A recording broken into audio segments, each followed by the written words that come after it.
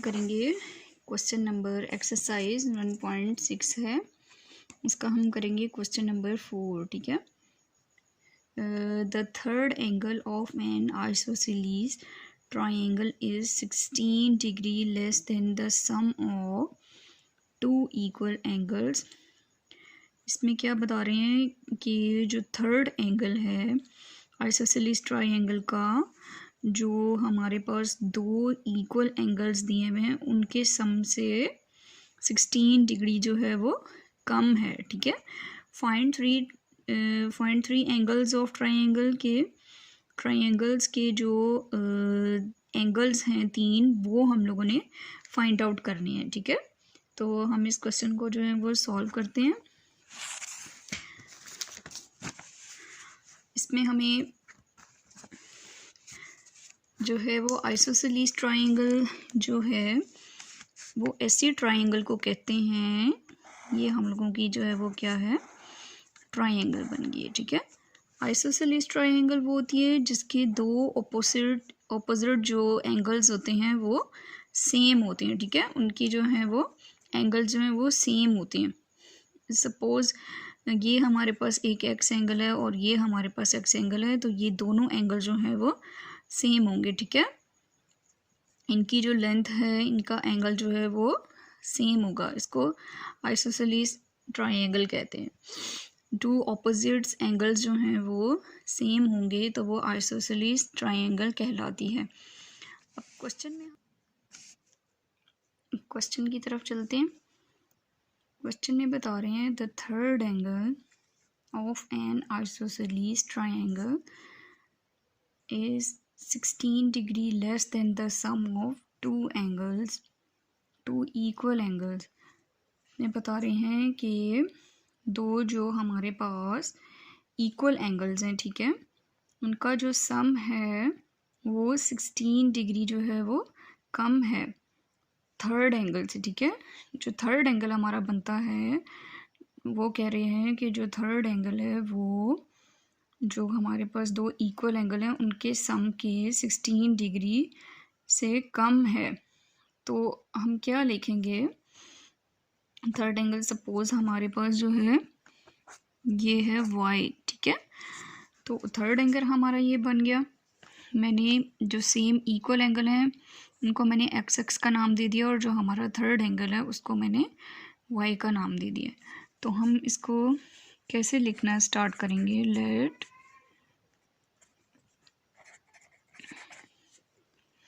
each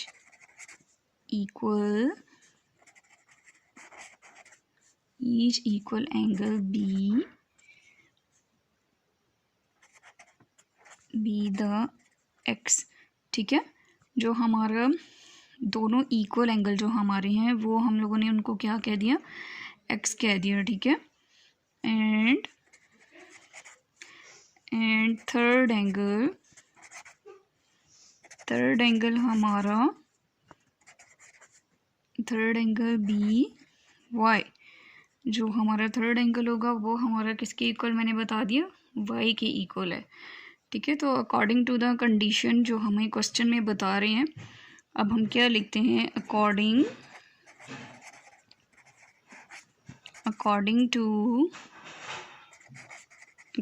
to given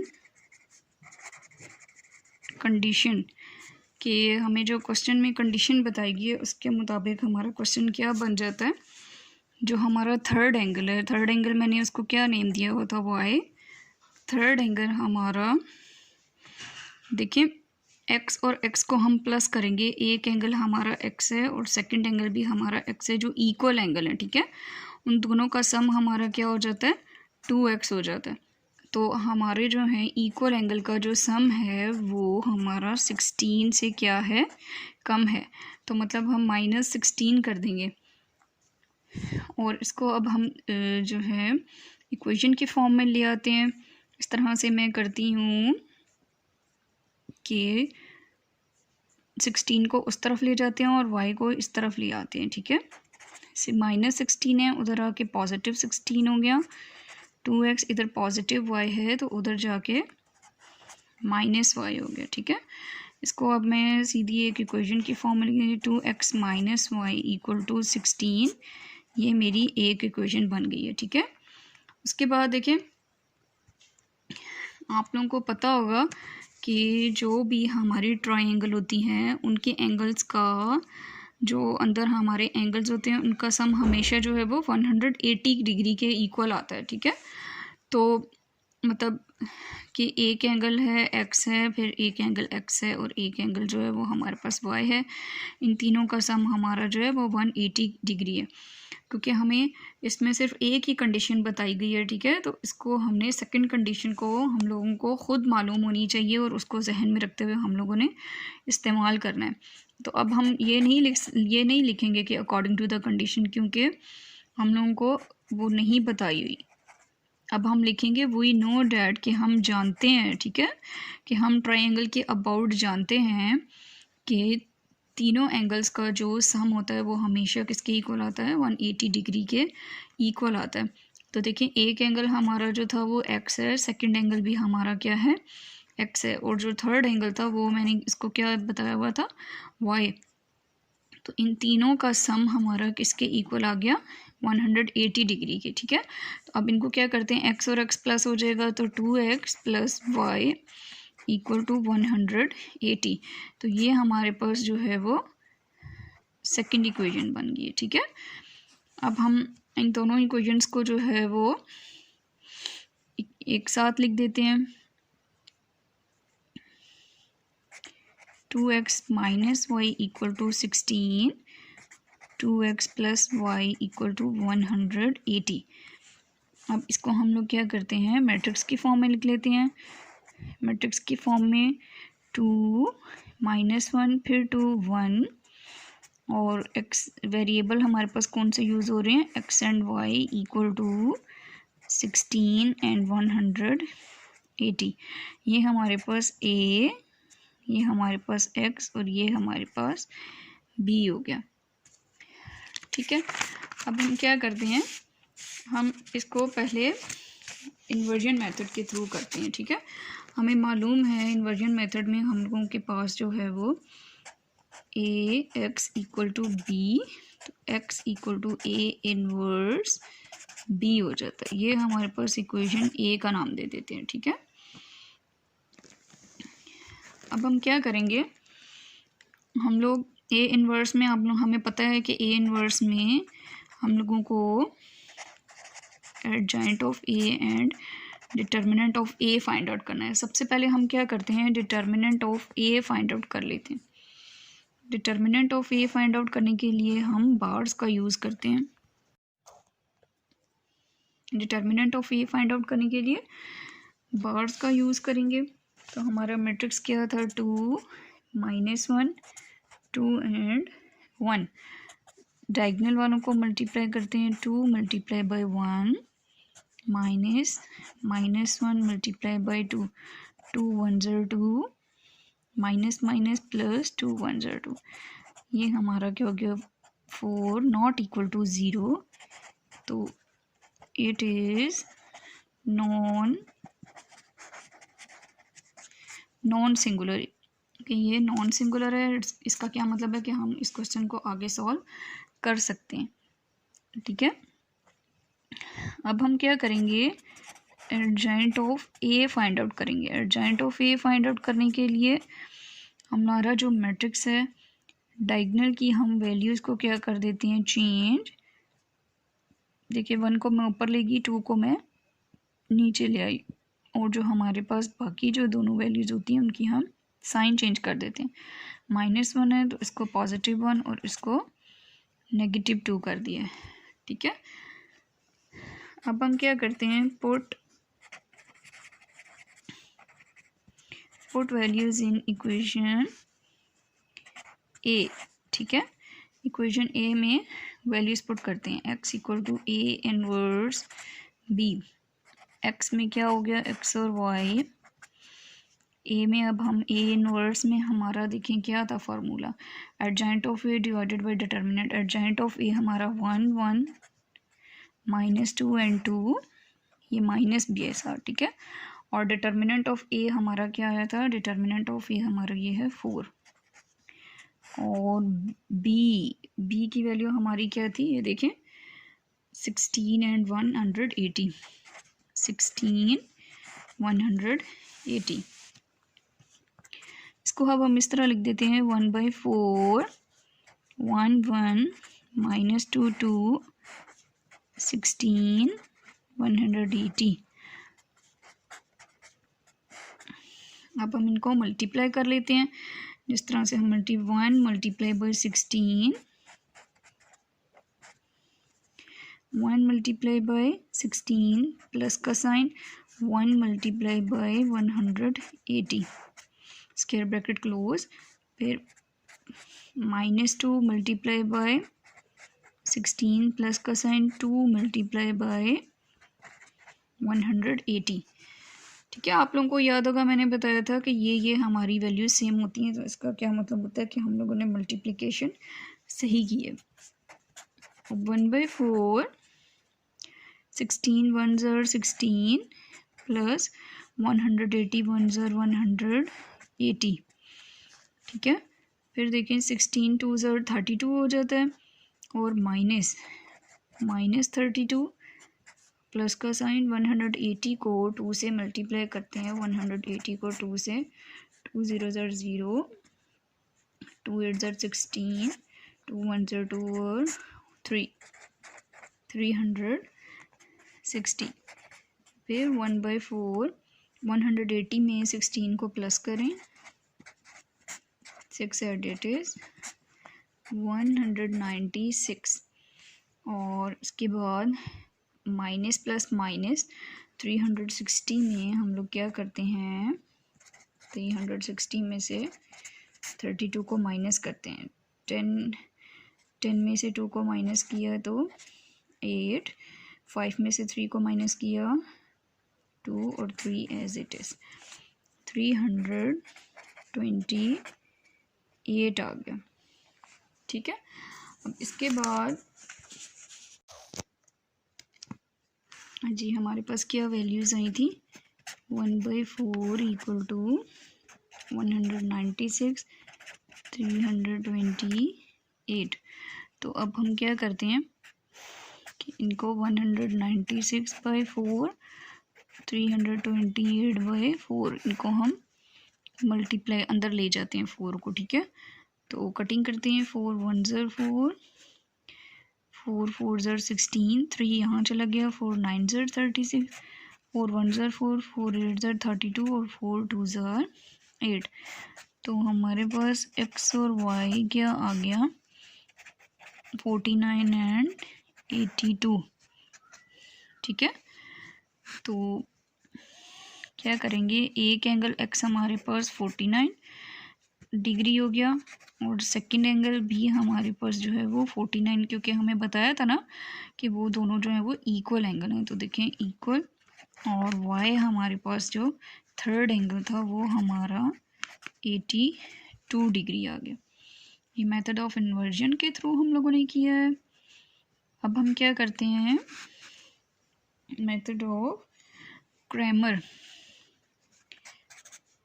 second part के through bye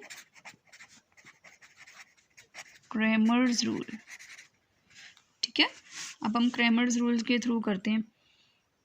तो दोनों इक्वेशंस को मैं लिख लेती हूँ, 2x + y = 180। अब फिर इसको हम मैट्रिक्स की फॉर्म में लिखते हैं, 2 - 1 2 1 x and y = 16 और 180। अब क्या करेंगे, हमारे पास ये a है, ये हमारे पास x और ये हमारे पास b है। ठीक है, ये हमारा क्रैमर रूल्स के थ्रू हो रहा है। तो क्रैमर रूल्स के थ्रू हम क्या करते हैं, हम इन्वर्स नहीं लेते हैं। हम सबसे पहले जो है वो इसका डिटर्मिनेंट ऑफ a ले लेते हैं, और डिटर्मिनेंट ऑफ a हमेशा क्या है, बार्स में लेते हैं।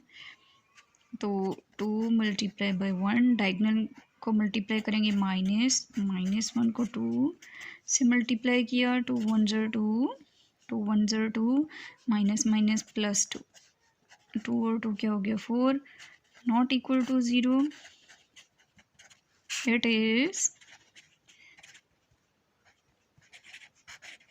Is non singular. ठीक है, ये नॉन सिंगुलर है, इसका मतलब है कि ये आगे सॉल्व हो सकता है। नेक्स्ट पेज पे चलते हैं। अब हम क्या करेंगे, हम लोग ए एक्स फाइंड आउट करेंगे। ठीक है, ए एक्स हम कैसे फाइंड आउट करते हैं, ए एक्स में हम लोग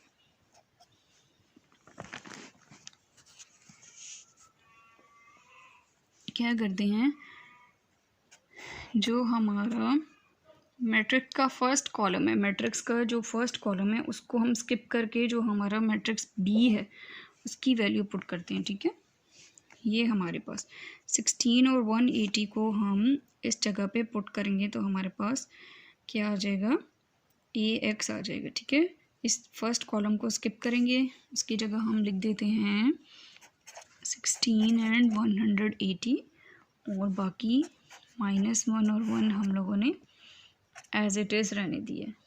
ठीक है, इसी तरह ए वाई को फाइंड आउट कैसे करते हैं, ए वाई को भी इसी तरह से फाइंड आउट करेंगे।